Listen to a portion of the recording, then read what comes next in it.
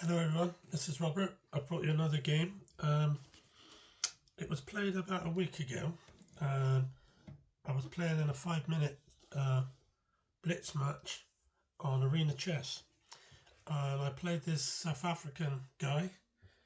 His name is Tshito Zacharia Mofokeng.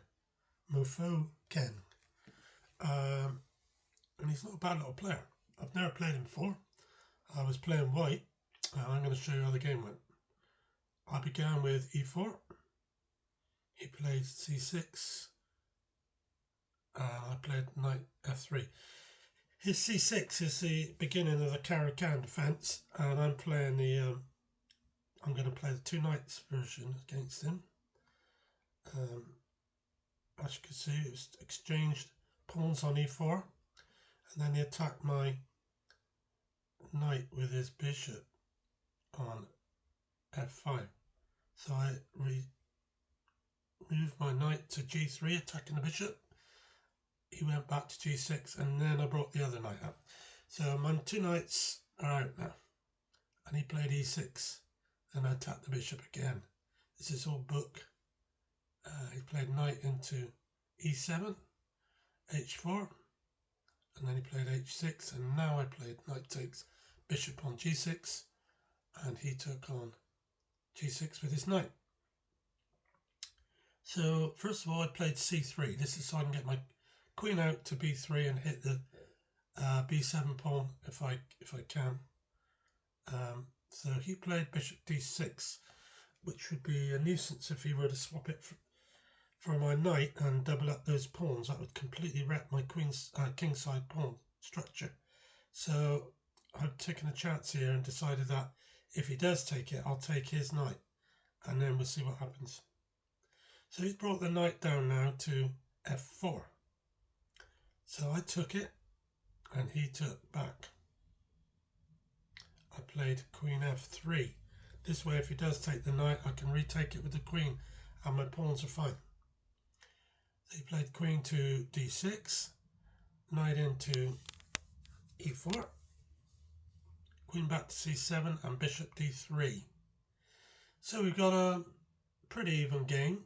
I've got a little bit of space on the king side with my advanced h-pawn. My knight and bishop are nicely developed. He hasn't got his knight out yet. My rooks are connected as well, so I'm just a bit ahead of him at this time. He's played knight d7, and I've gone queen into g4, attacking the g-pawn on g7.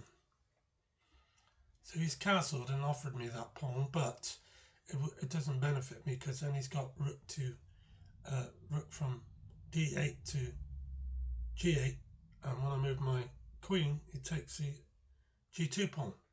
So I played g3 first to get rid of his bishop, and he went back to d6. I took that bishop because it's dangerous. If I ever move my bishop away from that g3 pawn, he may get a chance to go bishop takes g3, f takes g3, and then queen takes g3, check. It's going to be a bit airy. So he retook the bishop on d6, and I castle. I'm still not going to take that pawn. It's just giving him chances to develop his pieces and get them actively involved in the game. So I'm quite happy with the way it is at the moment. Now he's covering that pawn, which is good, because if I wanted to, I could chase it away anyway with bishop h7. So I played f4. He's played knight f6, attacking the queen. Queen back to f3. Queen to d5. This is a good move. It's a good move. It's offering the queen swap. And if I don't take it, he's got queen takes a2, so I've got to take it. Queen takes, knight takes on d5. Then I played my rook on d1 to e1. This is to stop any advance that he might have with his knight into e3. So he's played g5. Good move again. Trying to mix up the pawns here. Maybe even win a pawn, but I just pushed it on. I'm happy with that. So I'd gone f5. He took on f5. I took the bishop f5, and he moved his king into b8. So this is fine. This is good so far. He's got a good outpost with his knight, but it can be removed with c4, so it's not that great. When you get an outpost with a knight, especially somewhere, and there's no piece can move it, except perhaps an exchange of a rook for a knight, then that's great for black. But in this case, I can send his knight somewhere else, but not where he wants it to be. So I played rook to e2. He's gone back to b6, because I suppose he wants to come into c4, but it's not really much there. While he's doing that, it's giving me a chance to double up my rooks, and I've taken control of the e-file now. He's gone into knight to c4, and I guess to d6, attacking my bishop. So I've gone rook to e7. Yep, he's attacking my bishop, and I just dropped it back to d3. Now he's moved the other pawn up to f5. So he's looking to try and get a pass pawn through here. So what I did was I played the other rook up to e6, and I'm attacking his h pawn, which will give me a pass pawn if he doesn't defend it with a rook, which is what he should do. But he never. He's played rook to c8. This is a mistake, because he wants to push the pawn so that I take, he takes on f4 and give him a pass pawn, but by then it's going to be too late. I've got this pawn on h6, so I've got a definite advantage now. Now he wants to try and swap the rooks off, so I took it, and he took it with the knight. The game's gradually deteriorating. The reason being is because we're running low on time. He was playing quite well, but his clock's going a bit fast, because I was playing quickly. I'm probably more experienced than him, and his game is suffering because of the time deficit. So I took bishop takes on f5. He's now played knight into g7, hitting the h pawn as well as the bishop, which means I can't really play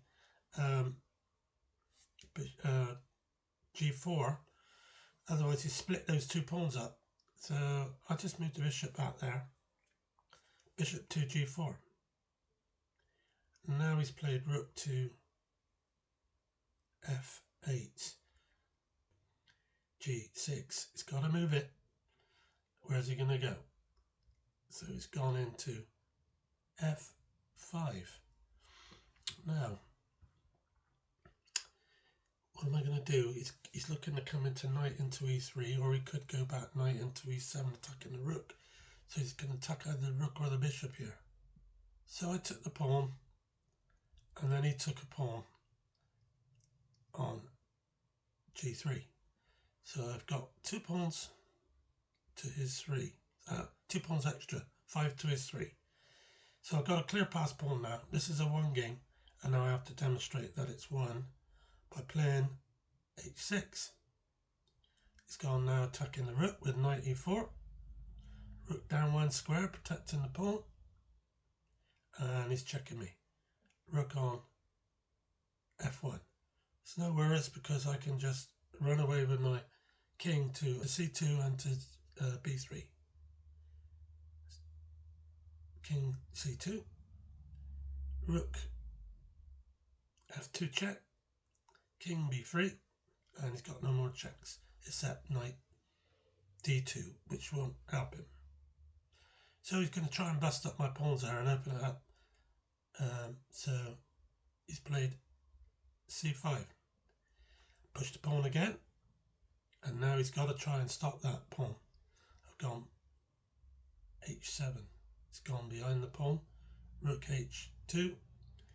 And this is nice and easy for me now as I play rook to g8 check. King comes out to f7. King comes out to c7. And then I get my queen on h8. He has to give up the rook, but he doesn't. He's gone pawn takes pawn, and I just could take the rook.